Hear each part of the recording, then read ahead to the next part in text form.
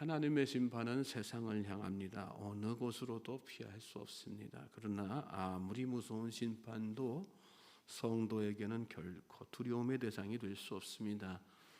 요한은 다시 하늘에서 허다한 무리들이 내는 큰 음성 같은 것을 듣습니다. 바벨론의 압제로 고통당하던 성도들이 기도에 응답하신 하나님께 감사드리면서 기쁨의 찬송을 드리는 소리였습니다. 1절 보십시오. 이 일 후에 내가 들으니 하늘에 허다한 무리의 큰 음성 같은 것이 있어 이르되 할렐루야 구원과 영광과 능력이 우리 하나님께 있도다. 할렐루야 구원과 영광과 능력이 우리 하나님께 있도다. 오늘 여러분은 하나님을 어떤 하나님으로 고백하고 있습니까? 여러분에게 하나님이 멀게 느껴지지 않길 바랍니다. 하나님은 우리 가까이 계십니다. 하나님은 우리와 함께 계십니다.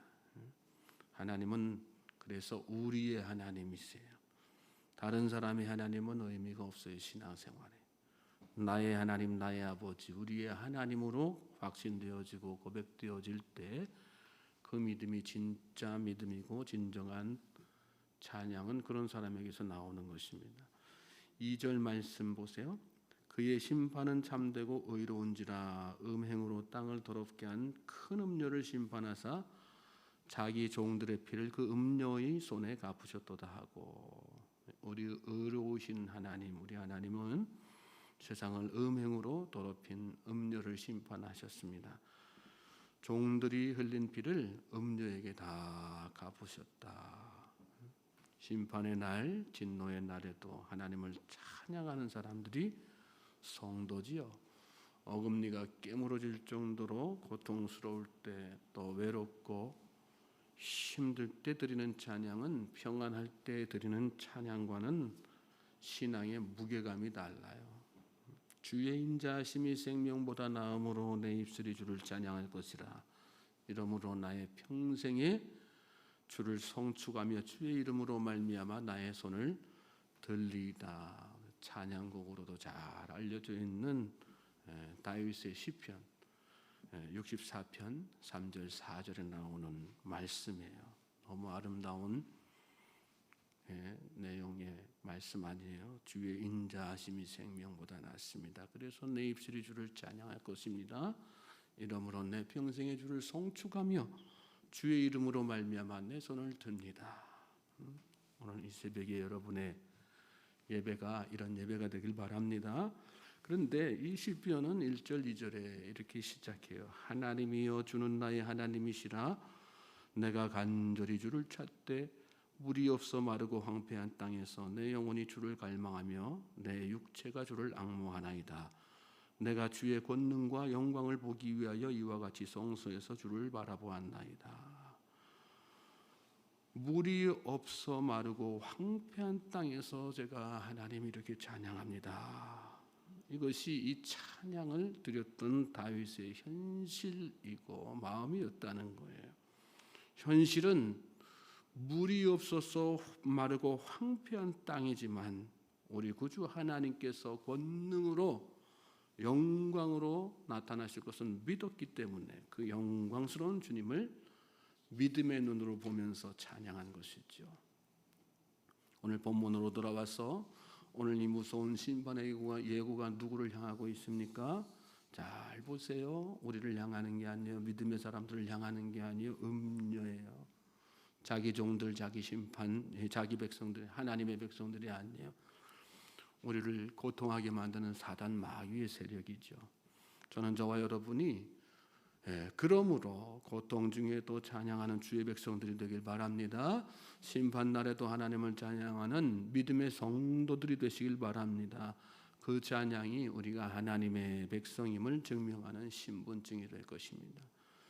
3절 4절 보세요. 두 번째로 할렐루야 하니 그 연기가 세세토록 올라가더라. 또 24장 노와 네 생물이 엎드려 보좌에 앉으신 하나님께 경배하여 이르되 아멘 할렐루야 하니, 하늘의 큰 무리가 다시 할렐루야를 이렇게 외쳤어요. 그랬더니 보좌 앞에 24장로와 네 생물들이 하나님께 또 경배하죠. 아멘 할렐루야 이렇게 화답했어요.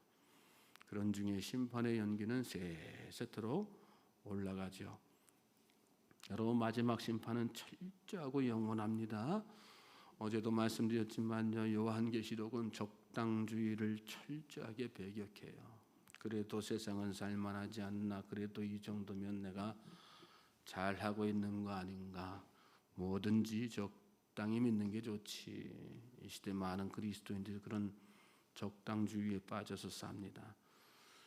어제 우리 기도 단톡방에 올린 문구 중에 데이비드 램의 짧은 글이 있었지요. 당신의 일에서 하나님이 어떤 일을 하시는지 보고 싶다면 일의 시작과 중간과 끝에 예배를 드려보라.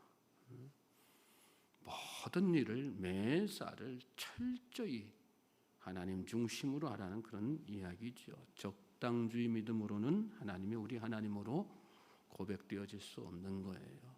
적당주의 신앙으로 살면 하나님이 어떤 일을 하시든 그 일이 내 삶 가운데 드러나고 체험되어지는 놀라운 그 은혜의 주인공이 될 수 없습니다. 저는 저와 여러분이 적당주의를 다 털어내시고 철저하게 하나님을 신뢰하면서 철저하게 하나님만 바라보는 믿음의 성도들 되시길 바랍니다.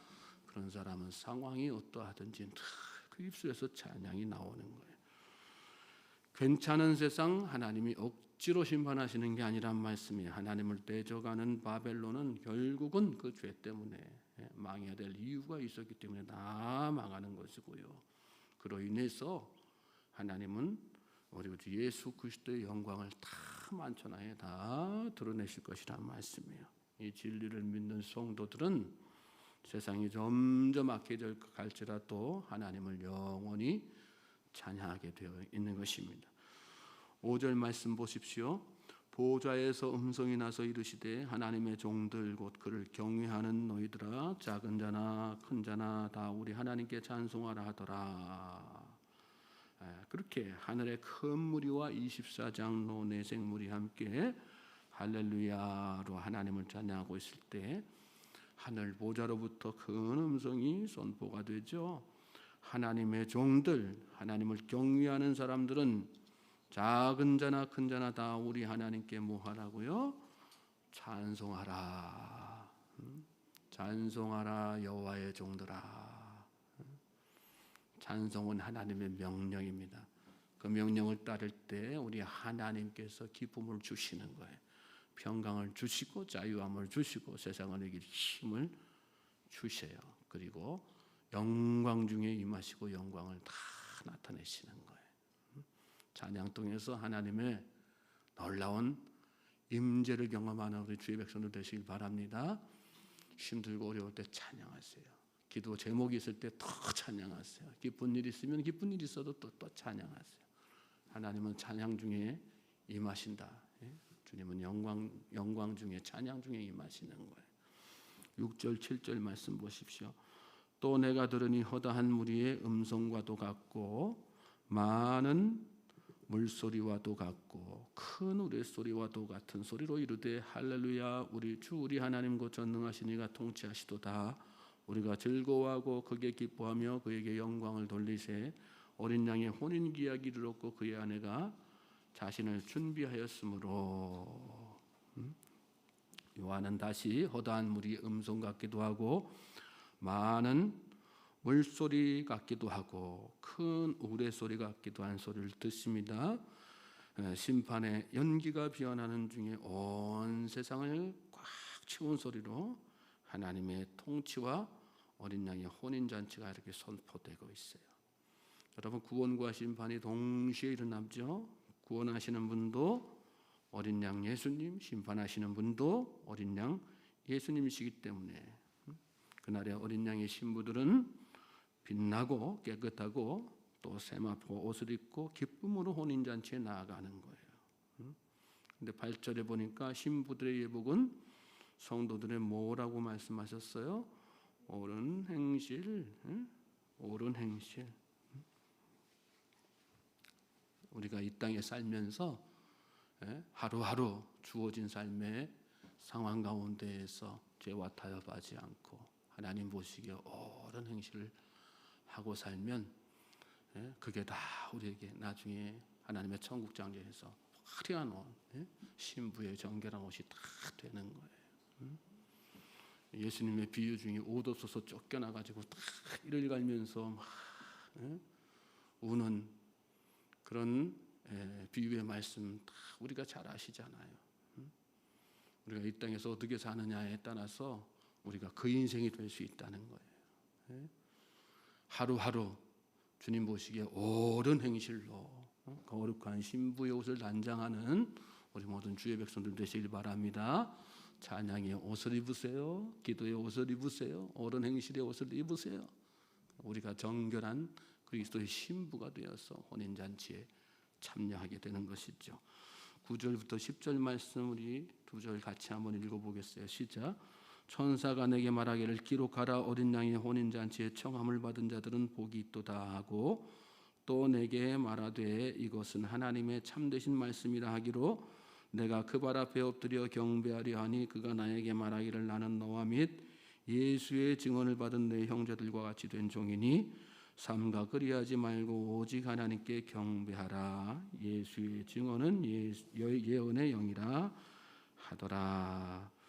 천사는 요한에게 어린 양의 혼인잔치에 초대받은 사람들에게 복이 있다는 하나님의 말씀을 이렇게 전해요. 초청받은 사람이 복 있는 사람이에요. 이 자리에 있는 여러분이 복 있는 사람인 것을 믿으시기 바랍니다. 예수님을 믿고 있는 저와 여러분이 복된 사람인 것을 믿으시기 바랍니다. 요한은 그 천사에게 그 말을 듣고 경배하려고 했어요. 그렇지만 그는 자기도 요한과 같은 증인 중 하나일 뿐이라면서 거절을 하죠. 그리고 뭐라고 말씀의 끝에 나와야 오직 하나님을 경배하라. 오직 하나님을 경배하라. 여러분 세상 살면서 아무리 훌륭한 사람이 있어도 그 사람을 뭐 존경할 수는 있어요. 또 어떤 멘토로 삼을 수 있어요. 그러니 경배는 하지 마시기 바랍니다. 우리의 경배의 대상은 누구예요? 오직 하나님, 오직 예수 그리스도, 오직 성령님. 어린 양의 신부, 교회와 성도들은 오직 예언의 말씀을 듣고 곧 오실 어린 양 예수 그리스도 우리의 신랑을 기다리는 그런 소망을 다 얻게 되는 거예요. 말씀을 통해서 소망을 얻고 말씀을 통해서 힘을 얻고 말씀대로 되어질 것을 믿으면서 이 하루도 그래서 신랑을 기다리는 신부의 마음으로 주님 오실 날을 잘 예비하고 준비하는 슬기로운 다섯 처녀와 같은 믿음의 성도들 되시기를 다시 한번 주님의 이름으로 소망하고 축복합니다. 오늘 하루가 여러분의 입술에서 찬양이 끊이지 않는 하루, 기도가 끊이지 않는 하루, 옳은 행실이 끊이지 않는 거룩한 신부의 삶이 되기를 다시 한번 주님의 이름으로 소망하고 축복합니다.